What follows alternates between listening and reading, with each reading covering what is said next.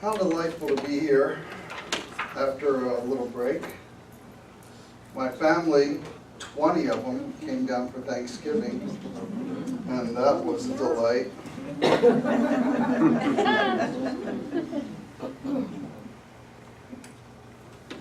So today, my talk is, what's your focus? So as we pay attention to our bodies and our feelings, it tells us what our focus is. Because when we feel good, we know we're in alignment. So when Sharon was playing that beautiful song, I could really feel and hear Roger and the vibrato of the higher notes. I really felt the resonance there. And that's the way it is for virtually everything in our lives. So we're the masters of our own ship. We're the captain of our own ship. So I want to talk a little bit about God and oneness, because I want to try and offer a slightly different perspective. And that is, in the 60s, they had a movement that they went through called God is Dead. And what exactly did that mean? Well, I'm not going to dwell on that, but the point is that there are other perspectives. And the one I want to give you today is, there is no God that's outside of you. There's no God out there anywhere. The only all that is that exists fully and completely inside of us. So there's no apartness from us. Now, we know about oneness, but it's sort of hard to grasp and get our hands around. And as we connect with the all that isness within ourselves, as we connect with our Godhood inside ourselves, what we're doing is connecting with that oneness. So who we really are and who God really is us.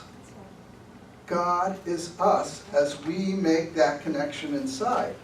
Now we have created an artificial separation in this reality for the experience of it. We love to challenge ourselves. Reeb and I are going, well, I don't know. we're sort of holding up our hand going, well, you know, maybe we've had enough challenge. Or how about a little break from challenge? Or, we retired from challenge. yeah, retire from karma, right? And in that challenge, we're constantly forced to go deeper inside ourselves, to look at ourselves, to examine our life. So we did this intentionally. We did it because we were creating opportunities for ourselves, and maybe a little prod, maybe a big prod, to go, is this the way I want to go? Is this the way I want to live my life? So let me say this again. God, all that is you. Yeah. God does not exist outside of you. There is no God out there. And when you connect with your all that isness, you are the one. You are the one. You are the oneness. So the separation that we've created gives us an opportunity to look at how, through our all that isness, we're creating in this world. But that's an artificial separation. So as we move through our life, be clear that you are the one, that you are the creator. Now, I want to carry this metaphor over to the spacious present. So just like our all that isness, there is only a oneness of time in the spatial present where past, present, and future all exist simultaneously. So in other words, we're individuals, but we're simultaneously all that is. We experience moments of time in this reality, but there's only oneness in time, just like there's only oneness in all that is. So we have created divisions of time, and they're very artificial. And in a lot of ways, they've been usurped. So you notice that these artificial constructs of time are sort of used to, I almost hesitate to use this word, but I can't think of another one at the moment. Maybe one of you can. To enslave us to the illusion of time. We're punching cards, we have to do so much in a certain amount of time, and it pulls us right out of our present, it pulls us right out of our now, and it changes us to an illusion. It changes to something that's a complete illusion, that we have to get a certain amount done in a certain amount of time. And others have taken that and usurped it and use it as a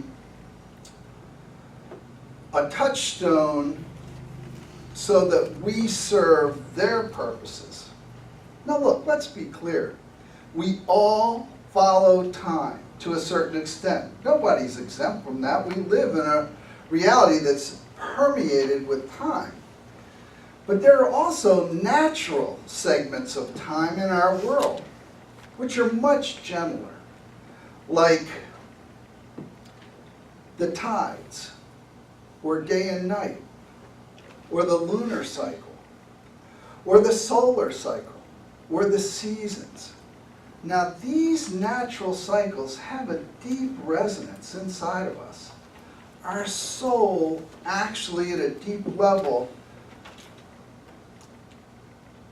aligns itself with these cycles and brings us energy and brings us rest, brings us seasons of winter and seasons of spring, so rest and renewal.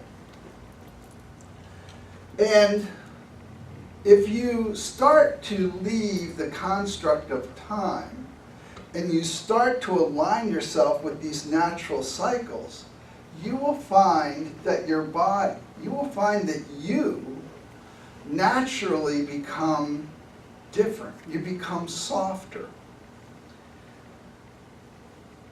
And it's glorious. So, Reeve and I look out the window over the bay and see the dolphins, watch the sun come up, watch the sun go down, watch the moon come up, watch the moon go down.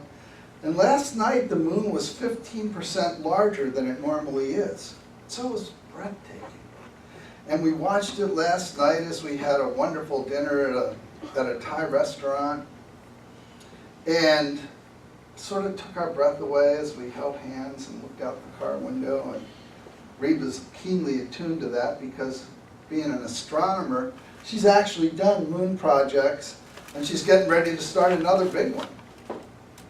But this morning, as I got up and I was doing my presentation, she said, "Miles, look out the window." And there it was, just like it was for us. It was just beautiful. When you feel that, it sort of carries you to a different place.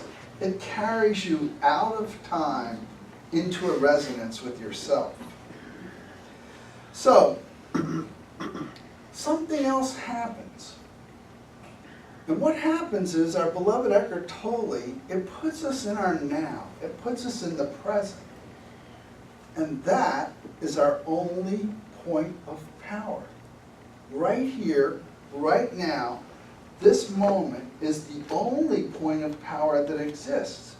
So when we find a way to breathe, when we find a way to relax, when we find a way to enjoy the sun, to enjoy the moon, to enjoy the tides, to enjoy the seasons, to enjoy the day and night. When we find those ways, we connect in a really deep way to our point of power. And I'll never forget the first time I managed to get into a heightened state of awareness that went on for days. And it gets a little boring. I mean, it's hard to believe, at first you're euphoric, but by the third day you're going, really? And this is the key. And it took me a while. I didn't learn it instantly from this experience, but what I did learn was this. Have a list of what you want to work on in your life. Because at that time, you're deeply connected to your inner spirit, where all the answers are. The answers aren't in books or TV or newspapers. The answers are in you. And when you manage to put yourself in that high vibration place, whip out your list in your mind and start going through it and just explore it and see what Spirit has for you. Because Spirit loves this connection. Spirit gets a little bored too, like, okay, you're hanging around, what are we going to do? Let's party. And if you bring something to the party, well, then you have something both of you can work on, and it's really quite wonderful. Now, the third thing I want to talk about is change. And I just love that when our friends from Damanhur were here, that was one of their foundations. That was one of their pillars. And so what I'm going to talk about today is, I sort of hang on to Reba with my fingernails. I'm holding on to the coattails because, wow, every day is exciting. It's like every time she sees something, it's like she's got that wonderful 5-year-old age. I would like some of that. And I'm going, oh my God. And you would like some of this, and I've got the list going of all that she would like. And so I'm going, it's a lot. It's really a lot. So we never really have to worry about boredom. And in that context, I'd like to acknowledge people, just like we acknowledged Roger today. I'm acknowledging her because she's alive and she's with me. And sometimes we don't get that inspiration until after they pass, but I get it every day, and I'm really clear. And so there's never a bar that's high enough for Reba in our spiritual practices. So no matter what it is, we've got at least 6 or 8 things on the list that if we get bored with this, we could be doing. And they're not little things, that are like 21-day program, a 30-day program. What are we going to do this year? This year? I mean, after football season, right? So what I want to encourage you to do is to reach out and grasp change. Own it. Own change.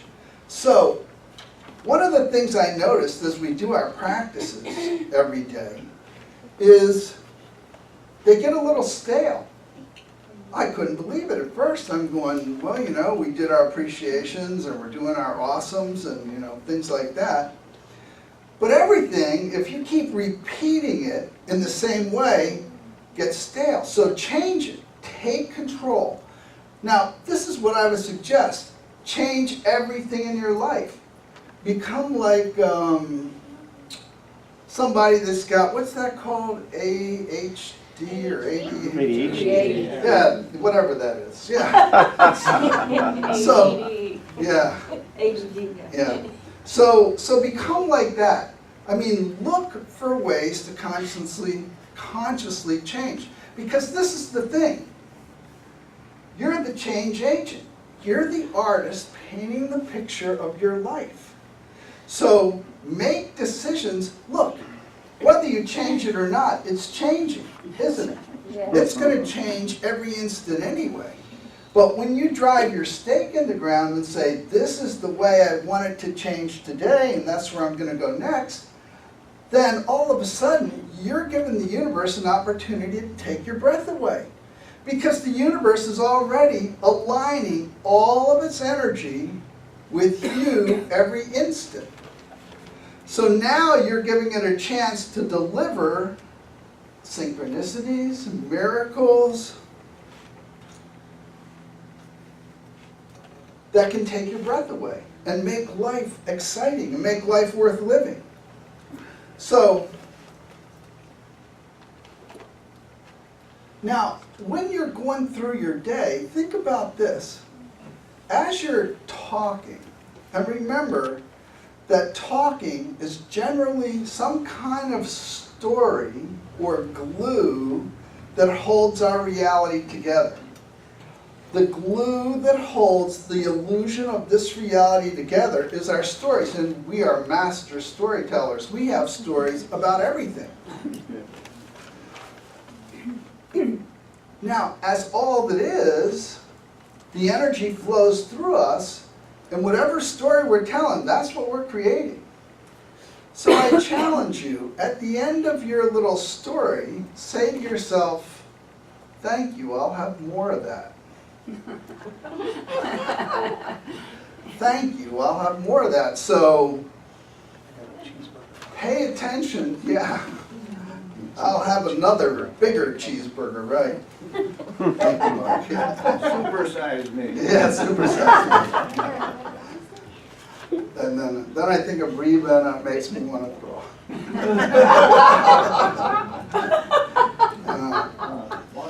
So, include, because out of the blue, I am a meatitarian. You know, I like my meat and fish and all. Except that a really strange thing happened a few months ago. I quit eating meat. Reba never brought it up to me. I never even thought about it. I just quit eating meat. I had no idea why. I still don't know why, but, and I have like an emergency backup. I have these teeny little sausages in the refrigerator, you know, and they're teeny, and so if I get an overwhelming need for fat or meat, I just pop one of those into the microwave, and I eat that gray stuff, and it holds me, and because I feel better when I'm eating fruits and vegetables. So my point is that we're going to change anyway. But if you set your sail in a certain direction, why not change the way you want to change? So make change when you're doing what you're going to talk about for this coming year. In other words, you're making your list. I don't exactly know how that works, but I know, you know, being with Reba, we're going to have some lists. And as we were checking out the grocery store the other day, the checkout lady turned to Reba and said, "Wow, you have him so well trained." And it's true, I get so much joy out of shopping. You know, she gives me the list, and she knows that I'm going to move heaven and earth to get everything on that list, or I'm going to talk to the store manager and find out why. It's true. It is absolutely true. Talk to the store manager. Well, as a maintenance manager, I couldn't listen to "we don't have your part." You know, I got this, you know, $5 million, $10 million piece of equipment going down. If I don't have the part during the window, I don't get the work done. And then they're going to be knocking on my door, have far more emergencies than I want my people to have to deal with. So, make up your mind to change everything. To change everything in your life. You know, we try and get stability in our lives, but when you take ownership, then all of a sudden, it becomes yours. You own the process. And an amazing thing will happen. You will see, we know that the universe is multidimensional, so how are we going to keep track of that? It's like that thing that you look through and twist it around and it keeps making different patterns, but you could never figure out what the next pattern is going to be as you look through that. Kaleidoscope. Thank you very much. Thank you, Nancy. I really appreciate that. As you look through that kaleidoscope. But if you are setting your sail in a certain direction, it will literally take your breath away to watch the universe come around in your direction and line up. I can remember, as a very young man, I got myself into a wonderful position, a new job, but the amount of change going on around me was dizzying. And then when everything lined up for me, I literally, physically saw the path like through the fog. The path lined up and I just followed that direction. It turned out to be a great one for me. Now, another important point about this process, this change process is, I don't know how to put this exactly, but don't listen to anyone but yourself. Now, I'm not saying don't listen to me and garner this little thing or that little thing that might help you in your daily experience. Heck no. Harvest all that stuff. You know, you can take it all. But none of it means anything unless you do something with it, unless you make it your own. And when you make it your own, then you own it. Otherwise, it's just like a book on a shelf. It looks pretty. Maybe the friends that come over think, wow, they got a lot of books. They must really know a lot. But the truth is, unless you're using it, you don't really know it, do you? So, pay attention to how you're using what you have at your fingertips as it relates to how you feel inside, because that's what's telling you, are you doing a good job with this or not? If you feel good, then you're doing a good job using this principle and using it in your life. And then, of course, there's the magic question, what do I want? Which, like a sword, will cut through that Gordian knot if, and I'm going to get to this in a second, if we love ourselves, huh? Yeah.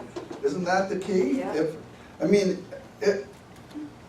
I'm not going to dwell on that because I'm going to get to that in a minute, but incorporate the change process in your life. So, loving yourself.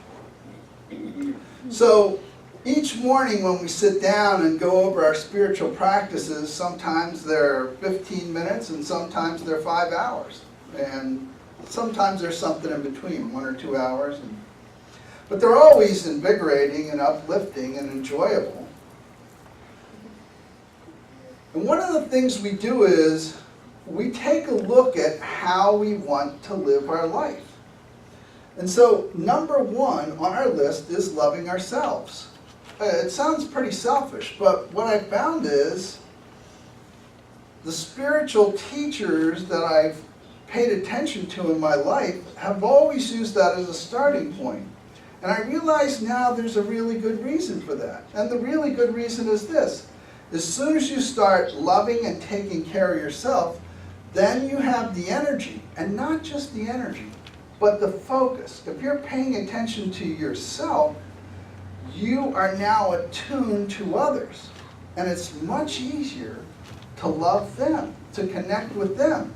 So loving yourself is a very powerful tool to change reality, to change your reality, to change the people in your reality, and change what you give them, change the way you connect to them, change how you are of service to them.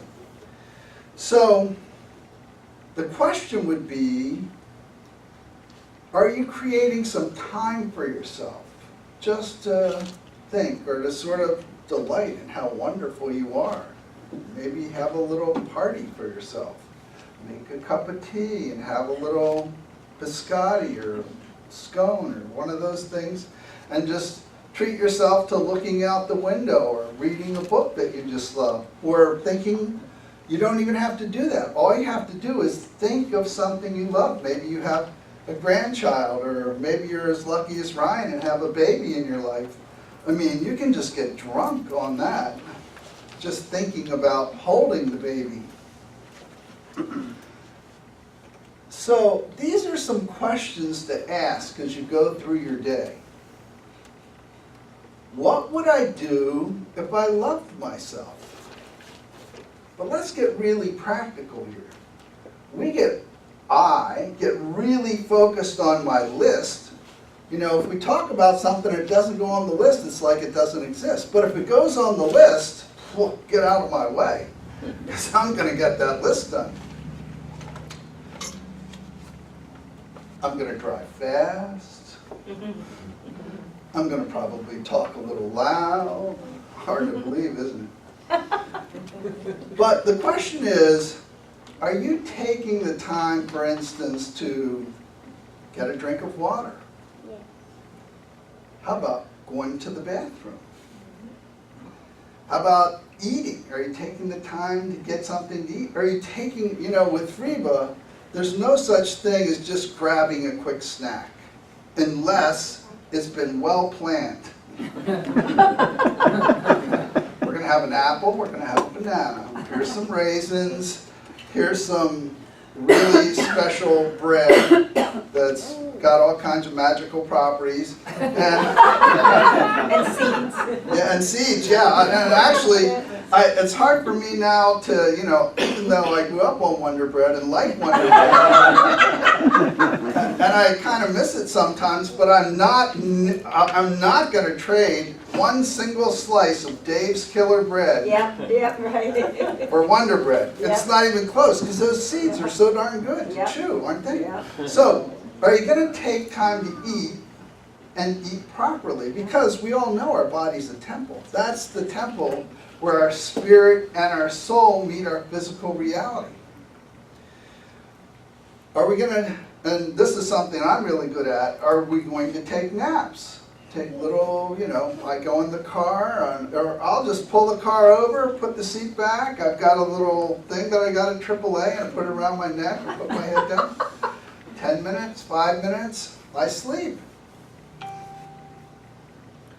So, once you start to honor yourself, you become much more attuned to others. And once you start to breathe, then you give yourself a chance to like refresh yourself as you're going, but also create a space to connect with the other people that are in your life, the other gifts that you brought yourself. Now, I've had some really interesting experiences lately, and one is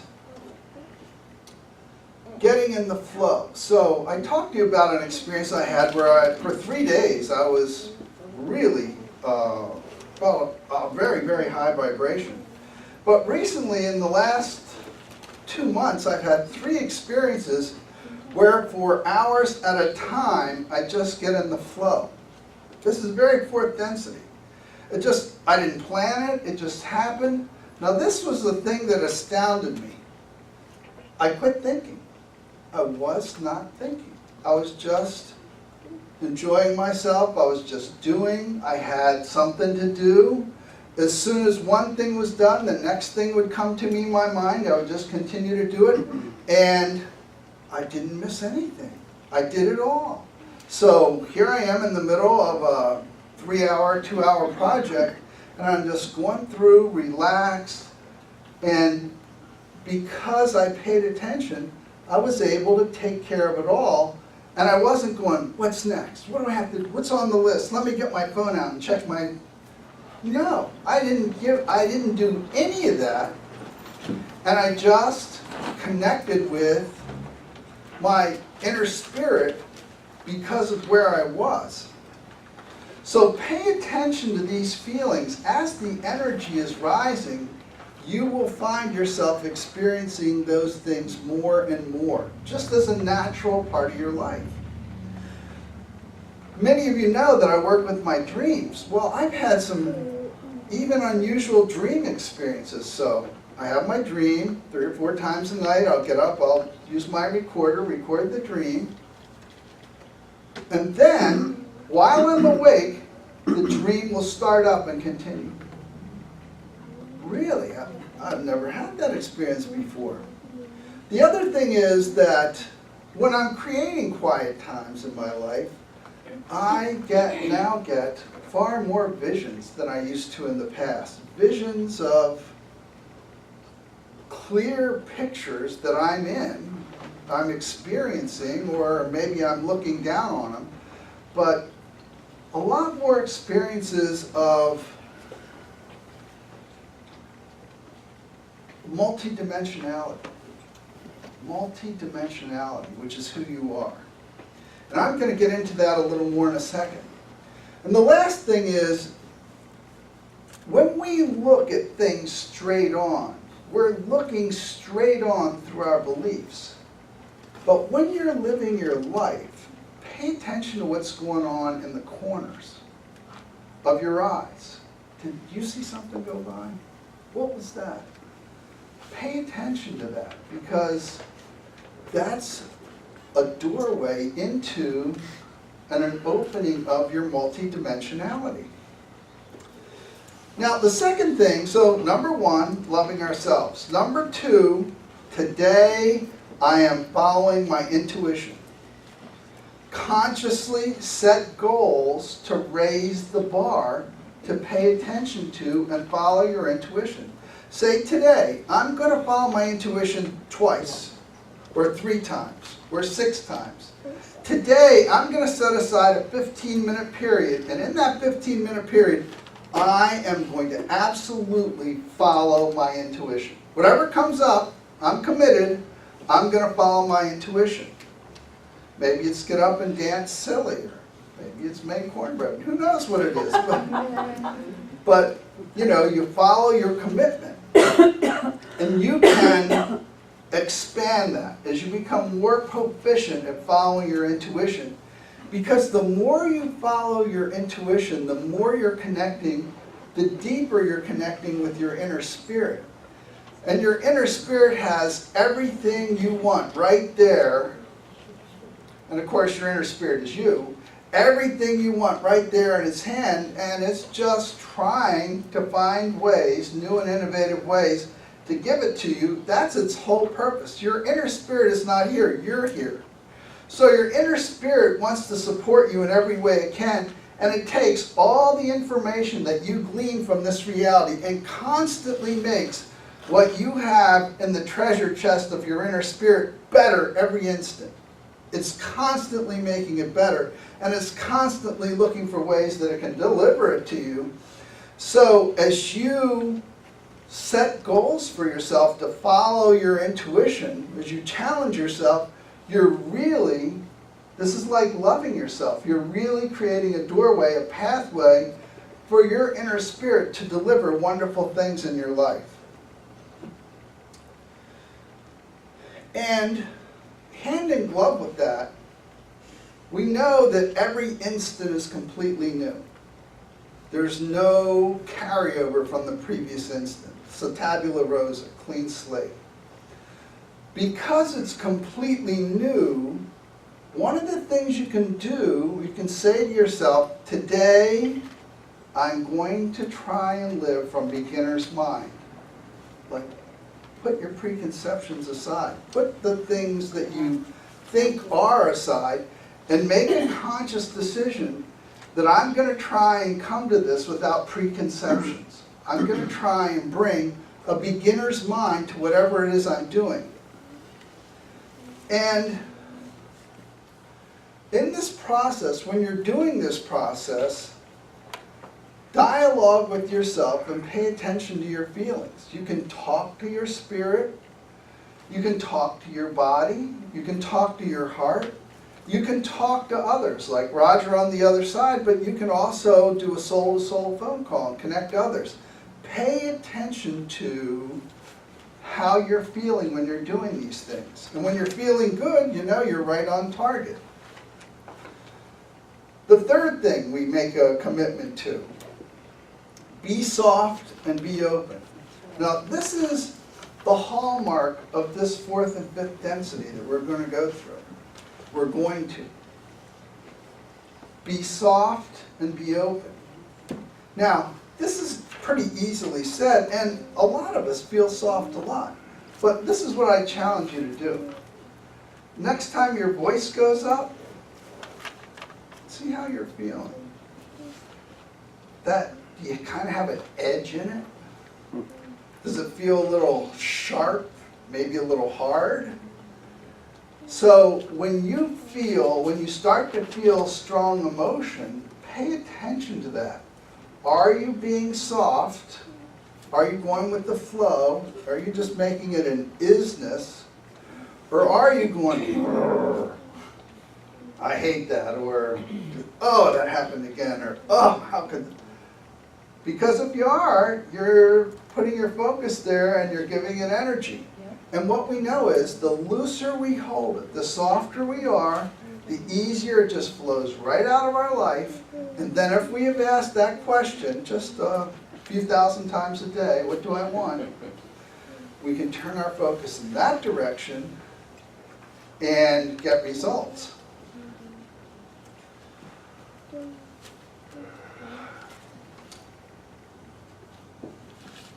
Another challenge would be, what would I have to believe to feel this way? So if you find that edge, that hard edge in yourself, ask yourself, what would I have to believe in order to feel this way? And then work with those beliefs. Now, I've talked about a lot of processes to do just that, so I'm not going to dwell on it here, but in the old days, let's say the Middle Ages, you know, you're working with the church and they tell you what to believe, and you got a choice. You can say yes or no. If you say yes, I believe that, you can go on with your life, but if you say no, they're going to have a bonfire. And you're in it. Yeah, Reba and I know, we've been there. Yeah. So, this is a wonderful gift. We get to change our beliefs. Change it. Try a new belief out and see if your world changes. See if the people in your world change. Now, the next, number 4, the fourth thing we try and set a goal for is telling the truth. God. Yes, that dress makes you look good.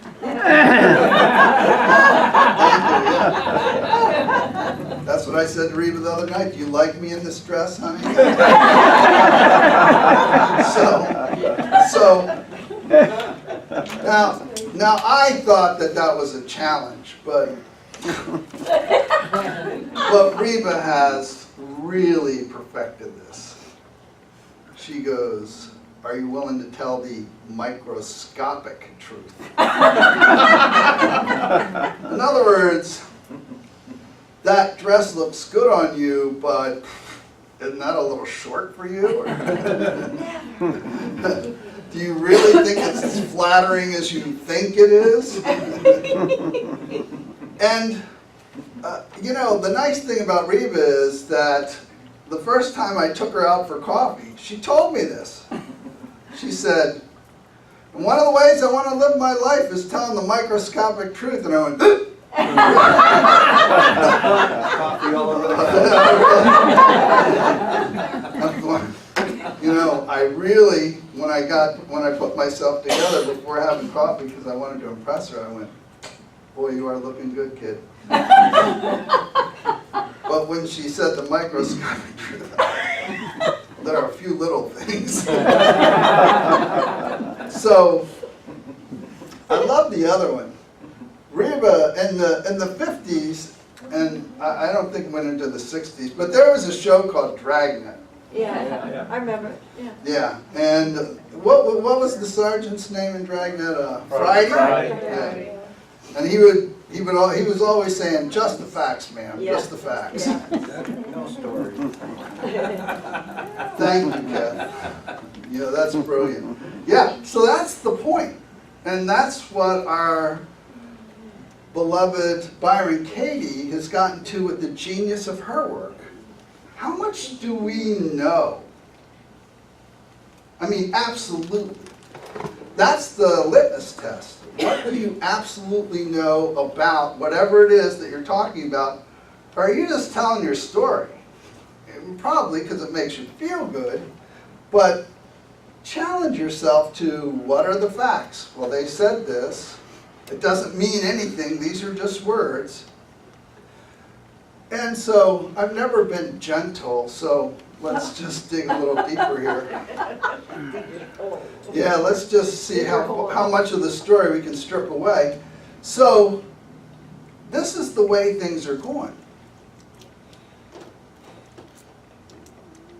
Every last particle of this reality loves you unconditionally, and if it's in your life, it's because it loves you unconditionally and has agreed to follow your script. Every particle. And every particle realigns itself with you every instant. So the whole universe is aligned to you. Now this is the really disturbing part. So you see something in front of you that you don't like, or maybe you're a little upset about. Well, the question is, are you taking credit for creating that?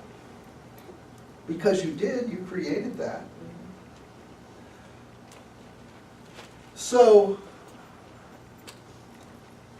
when you're telling the truth about another person, it's never about them, because they're just reflecting you back to you.